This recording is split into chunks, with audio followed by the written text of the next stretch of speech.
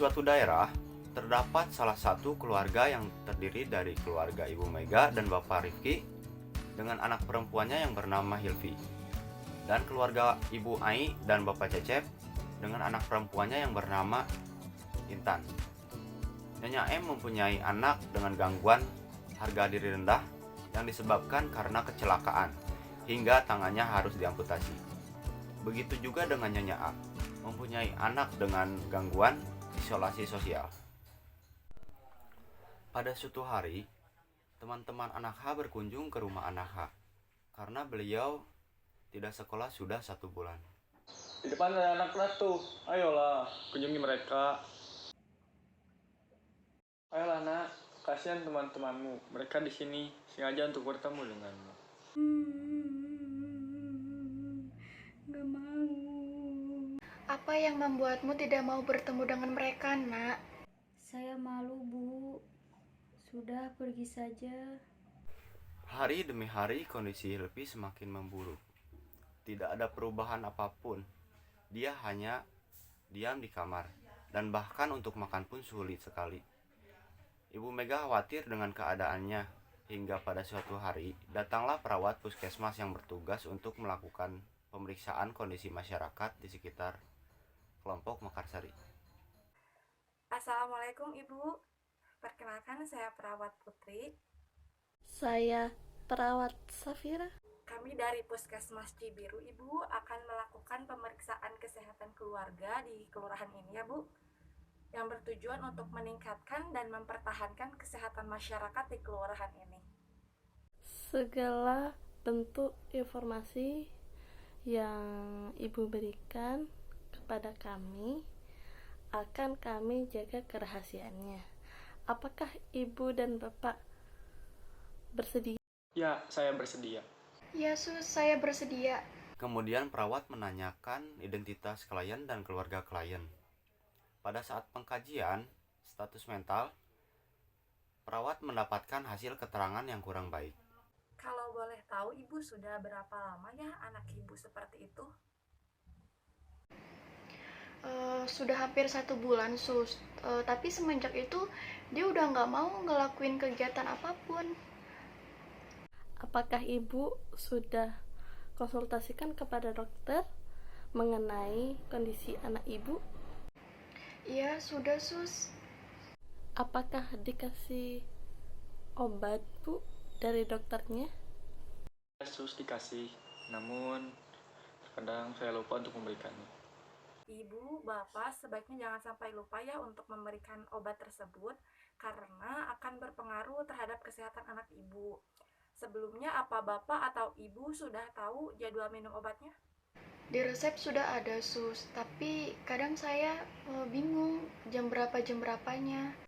Nah, untuk jadwal minum obatnya ya Ibu, ini 3 kali sehari ya Ibu, pagi, siang, malam.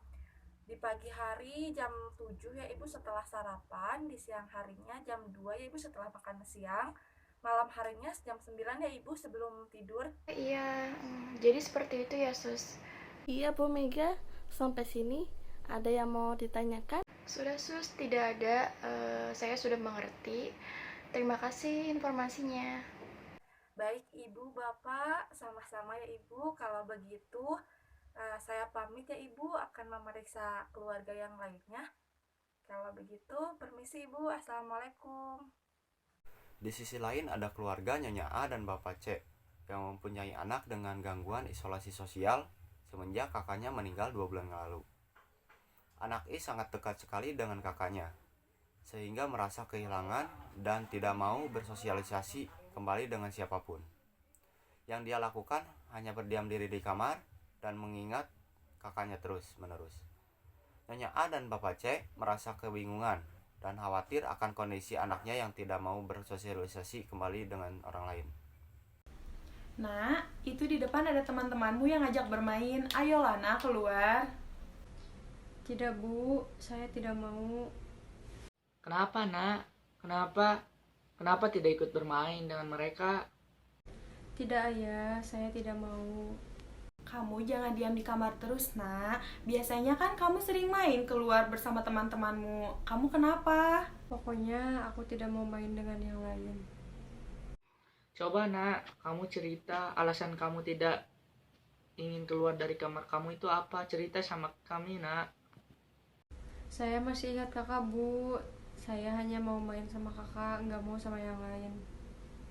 Kamu tidak boleh seperti itu, nak. Kamu harus mengikhlaskan kepergian kakakmu. Kakakmu sudah tenang di sana, nak. Sudah, Ibu sama Ayah pergi aja ke kamar. Aku nggak mau main sama yang lain. Hari demi hari, kondisi Intan tidak ada juga perubahan. Dia hanya diam di kamar dan tetap tidak mau bersosialisasi keluar rumah. Hal itu membuat Ibu A dan Bapak C khawatir akan kondisi anaknya. Permisi Bu, Pak, perkenalkan nama saya Perawat Yulia. Saya Perawat Eli.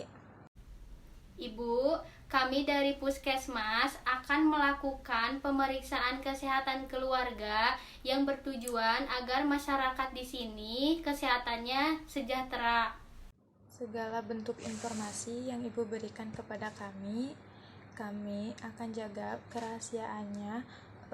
Apakah Bapak dan Ibu bersedia? Ya, saya bersedia, Sus. Ya, saya bersedia. Kemudian perawat menanyakan identitas klien dan keluarga klien. Pada saat pengkajian status mental, perawat mendapatkan hasil keterangan yang kurang baik. Akhirnya, pada suatu hari, datanglah perawat puskesmas yang bertugas untuk memeriksa kondisi kesehatan keluarga pada masyarakat di kelompok Mekarsari. Sudah berapa lama anak Ibu seperti itu? Sudah 1 bulan, Sus. Semenjak kepergian kakaknya, dia sudah tidak mau melakukan kegiatan apapun, termasuk makan dan sosialisasi dengan yang lain pun susah, Sus. Apa Ibu sudah konsultasikan mengenai kondisi Ibu kepada dokter? Sudah, Suster. Untuk perawatan dengan kondisi anak Ibu seperti ini, apakah Ibu sudah paham? Belum, Sus. Kami belum terlalu paham untuk merawat anak kami dengan kondisi seperti ini. Kami khawatir dan bingung bagaimana mengatasinya.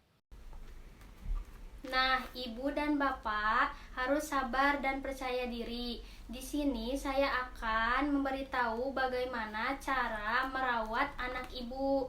Yang pertama, membina hubungan saling percaya. Contohnya, bersikap peduli dan jangan ingkar janji. Yang kedua, berikan dorongan dan semangat kepada anak Ibu supaya bisa melakukan kegiatan sehari-hari bersama dengan orang lain. Berikan pujian dan jangan mencela kondisinya. Buat rencana dan jadwal kepada anak Ibu. Contohnya kayak sholat bersama-sama, terus rekreasi bersama-sama. Ya, Sus. Nanti saya coba cara dari suster yang dikasih sama saya. Nah, bagaimana kalau sekarang kita lakukan semua cara itu, Bu? Iya, boleh, Suster. Begini contoh komunikasinya. Nah, untuk berkenalan dengan orang lain, kita sebutkan dulu nama kita dan nama panggilan yang kita suka. Lalu asal kita dari mana, hobi kita dari mana, lalu abis itu kita berbincang-bincang. Selanjutnya bisa menanyakan nama orang yang diajak berkenalan itu setelah kita berbincang-bincang. Intan, sekarang kamu sudah bisa bercakap-cakap dengan yang lain. Perbincangannya pun cukup lama. Ibu senang melihat keadaanmu sekarang, nak. Ayolah, sekarang kamu coba berbicara dengan keluarga yang. Lalu bagaimana kalau mulai sekarang kamu sholat berjamaah, kita sholat berjamaah ibu dan ayah. Lalu bagaimana kalau sekarang kamu coba sholat berjamaah? Ayo nak, kita sholat berjamaah bersama ayah dan ibu. Ibu bisa lakukan kepada anak ibu secara rutin agar anak ibu bisa bersosialisasi kembali. Dan jangan lupa terus beri motivasi dan dukungan untuk bangkit dan bisa menerima kehilangan AA-nya. ibu dan bapak apakah sudah paham? Ya paham sus, terima kasih atas informasinya. Baiklah Bu, saya akan melanjutkan kegiatan pemeriksaan kepada keluarga yang lain. Permisi, Assalamualaikum. Setelah melakukan terapi keluarga yang diberikan oleh perawat puskesmas, keluarga Bapak Cecep dan keluarga Bapak Rifki pun sudah mengerti cara merawat pasien dan mengerti cara minum obat.